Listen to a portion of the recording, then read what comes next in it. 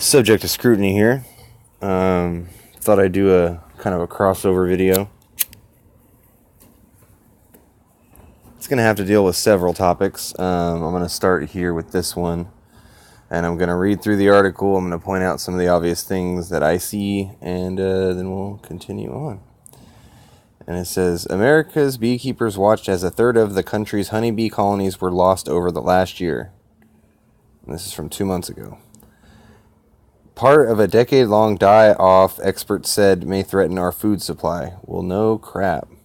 Because they want the non-pollinating crops, the GMOs, they want those to go, so what's a good way to keep the old types of plants gone? Get rid of the bees, because you need the bees. But then I thought this part right here, and it showed a 33%. 33%. If you know anything about gematria, numerology, what the 33% means, it just so happens to be a third. And when I read this, I heard it was a quarter. Now it's 33%, but I read it somewhere else. So, and then there's that 33% again right there. U.S. beekeepers reported they lost 33% of the honeybee colonies over the past year. And it says, I would stop short of calling this good news, said Dennis Van Inglesdrop, an assistant professor at the University of Maryland. Colony loss of more than 30% over the entire year is high. It's hard to imagine any other agricultural sector being able to stay in business with such consistently high losses. So there's that there. And then,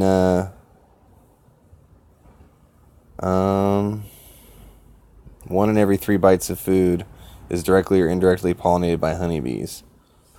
And then this is all propaganda in the middle there for Trump stuff. What does that even say?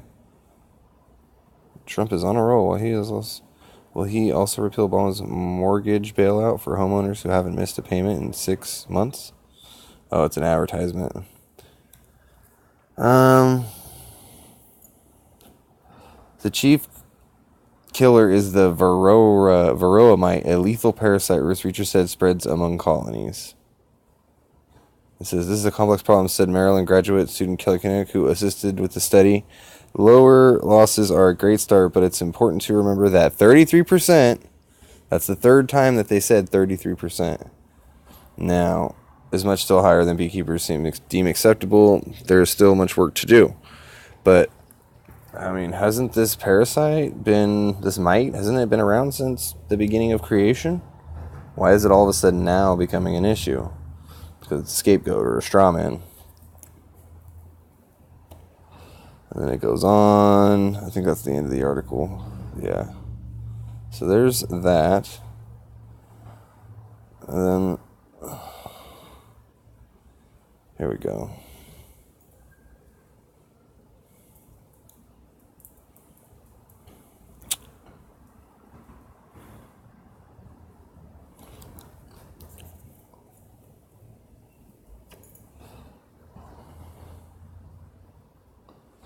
Says airplane chemtrails, may be creating accidental geoengineering. This is dissipating haze from airplane exhaust alters how sunlight reaches the Earth and may be unintentionally affecting our climate.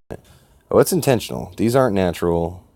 You can look up all the stuff from Rolls-Royce and all the various jet engine companies, but they recycle all the vapor, everything, and it goes right back into the motor, back through the turbo system, and gets reburnt. But anyway, I don't want to get too deep in that. And looking up towards the sun, be careful not to block out the sun disk with your thumb. You might see a hazy white region surrounding the sun. The haze is caused by airplanes, and it is gradually whitening our blue skies, says Charles Long, NOAA Earth System Research Laboratory in Boulder, Colorado. And he says, we might be actually conducting some unintentional geoengineering here. And so there's that, and you can read more if you want. I'm just kind of thumbing through it because I was trying to find the part. This is...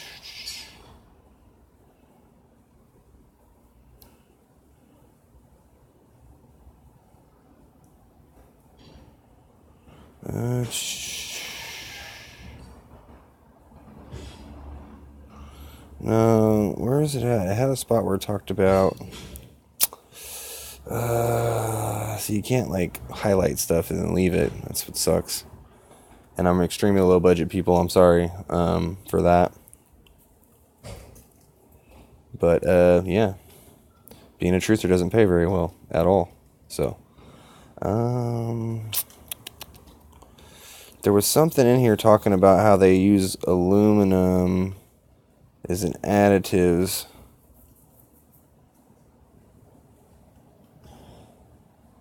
Oh wow, there's one right there, but I don't.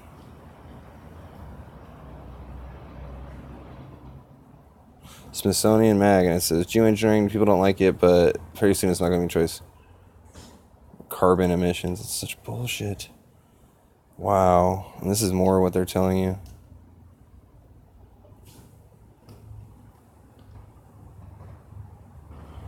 Okay, let's get away from this because this is just gonna. And then that. Let's do.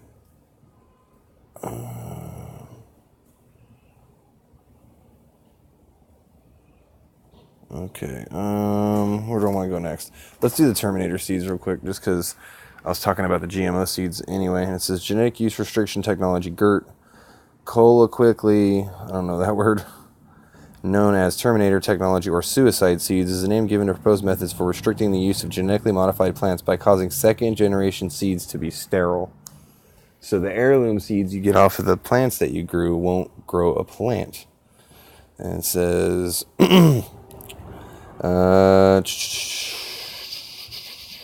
Monsanto sells Terminator seeds, myth. And it's Monsanto company media and statements. And then right here, food and farm discussion.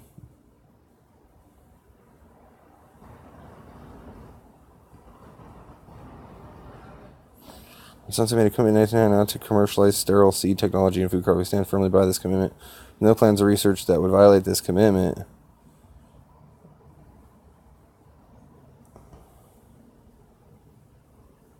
Okay, that's stupid, but so they make these seeds, and I mean, you can Google it and you can do your own stuff. I mean, you got it whenever you Google something like this, though, like you'll get something here, and then you'll get misinfo, like about this far, and then you can start finding something.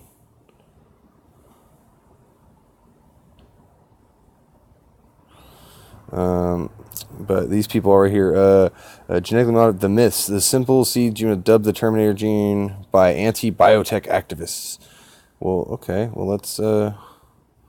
Former pro-GMO scientist speaks out. Let's look at this one from foodrevolution.org. And this was made. When was this made? Doesn't have the date. Oh, 2013. It says, I retired 10 years after a long scientist for the Ag Scientist for Agriculture Canada, which was when I was in the payroll. I was the designated scientist of my institute to address public groups and reassure them that genetically engineered crops and foods were safe. There is, however, a growing body of scientific research done mostly in Europe, Russia, and other countries, showing that diets containing engineered corn or soy cause serious health problems in laboratory mice and rats. Now, I knew this already, and you can look this guy up if you don't believe it. His name is Dr. Thierry Vrain, former research scientist for Agriculture Canada. And in the last 10 years, I've changed my position. I started paying attention to the flow of published studies coming from Europe, some from prestigious labs and published in prestigious scientific journals that question the impact and safety of engineered food. I refute the claims of the biotechnology companies and that their engineered crops yield more, that they require less pesticide applications, and that they have no impact on the environment, and of course, that they are safe to eat. And you can go on and keep reading this. I don't want to get too deep into this one, but you get the idea. GMOs are bad. Monsanto is very bad. I put them on the list of like most evil corporations. And then, but Monsanto was just bought out by Bayer. And let's look at this from CBS News. Bayer admits it paid millions in HIV infection cases, just not in English. To read the English-speaking media, you never know that Bayer just paid tens of millions of dollars to end a 3-decade-long scandal in which the company sold HIV-contaminated blood products to hemophiliacs, thousands of whom later died of AIDS. Ironically, Bayer's new hemophilia iPhone app got some coverage, as did Bayer's hemophilia research grant to the University of Florida. But you have to pick through the French and Italian news media to find out that Bayer is finally writing checks to people who got AIDS because in the 1980s, the Cutter Biology Unit of Bayer ignored federal law to recruit prisoners, intravenous drug users, and high-risk gay men as donors of the blood Cutter, then when used to make factor 8 and 9, the clotting product that hemophiliacs need in order to not bleed to death. So, yeah, you get an idea there of Bayer and Monsanto, of things that they've done.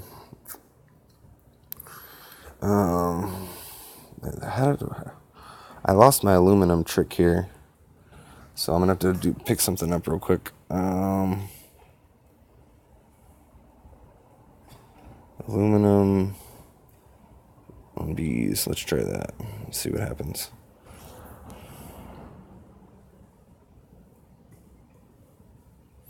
Here's exactly what I was going to say. The first thing I pooped up. Okay, natural news. To accelerate declining bee populations. This is January of this year, so. Could aluminum be playing a role in the devastating decline of bee populations? Okay. Oh, gross. Bee populations. There have been seemingly endless debates about what is killing off the species responsible for making honey. Everything from pesticides and pollution has been suggested as possible cause for the dramatic decrease in bees. Several species of bees have already been added to the endangered species list. In the fall of 2016, the U.S. Fish and Wildlife Service announced that 7 types of yellow-faced bees native to Hawaii would be deemed endangered. Related, stay current with the latest bee headlines at bees.news. So that's something you want to go check out, bees.news. I'm going to go check it out later. But there's definitely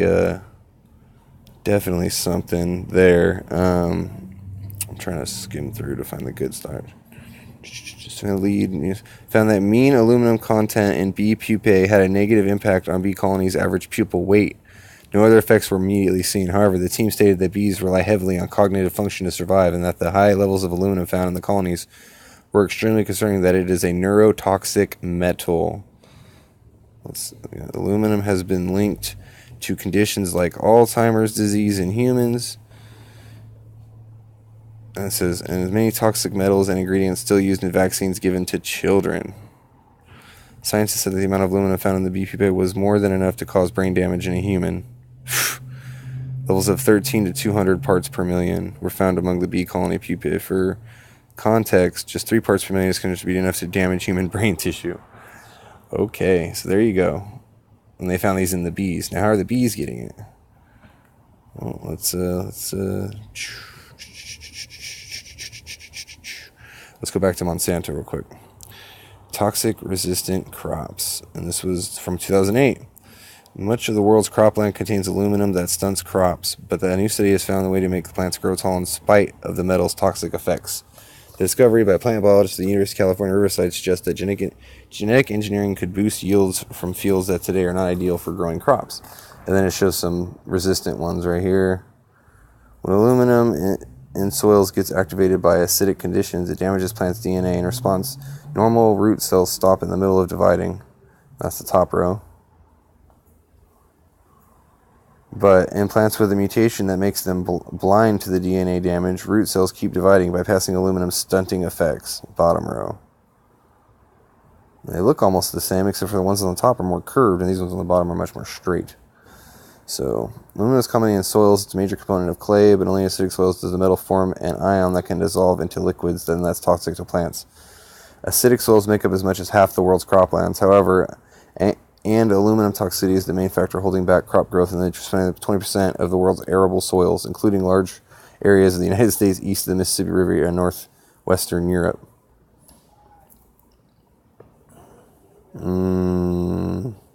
They didn't evolve with the toxic soils, blah, blah, blah.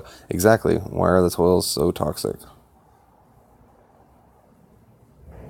So, and then let's think about it. Aluminum cans, aluminum bottles now.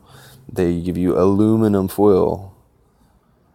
And there's aluminum in almost every deodorant you can think of, like every mainstream deodorant brand damn near. Some of them are starting to come out with aluminum free, but they say aluminum free, but then they put alumaphosphate or some other or some other thing that's basically aluminum, but just like one chemical off. So people are like, oh, there's no aluminum, it's good. So you really got to read labels.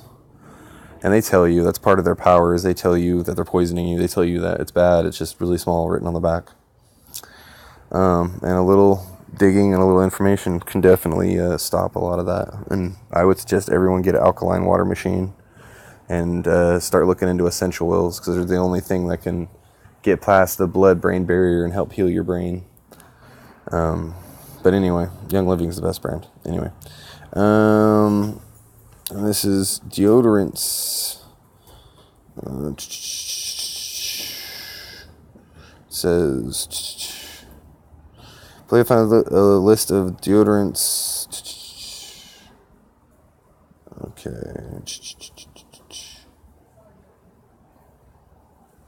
The products from the natural cosmetic producer are usually based purely on herbal ingredients, which are primarily organic and renounce animal testing.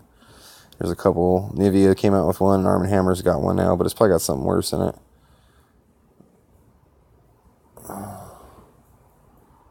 These are all organic makeups, because, I mean, that's in everything. It's in your, I mean, it's in your flour. I mean, it's in all kinds of stuff.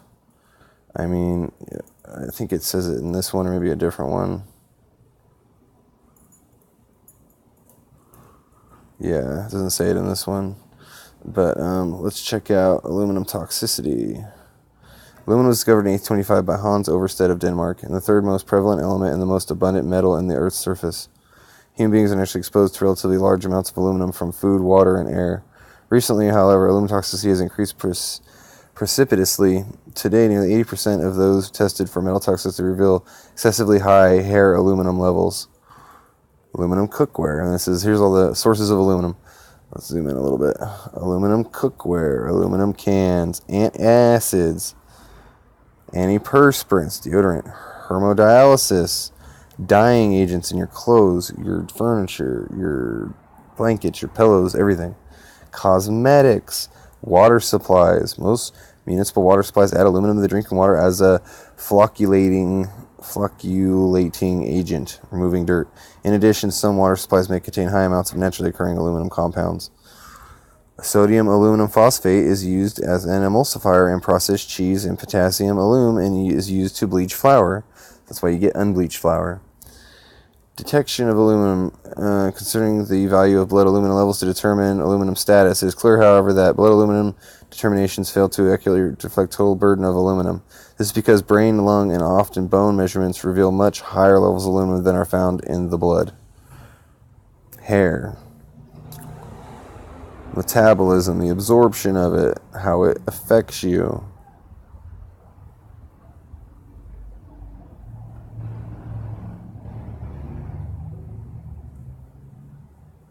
That's the retention. You got to worry about that retention right there. That's kind of scary a little bit what it says.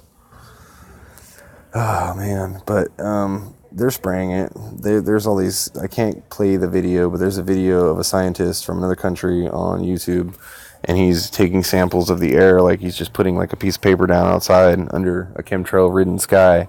Then he scrapes it up and he looks at it, and he processed it. And I mean, you can clearly see that there's strontium, barium, aluminum, God knows what else in there, and they are definitely hosing us down with this. And this is definitely something that is happening. So, there's a few ways you can detox the aluminum from your body. I'll let you do your own research on that. I have a couple methods that I use, and like I said, essential oils. There's one way you can help get rid of that and detoxify it from your body and help your brain heal and recover.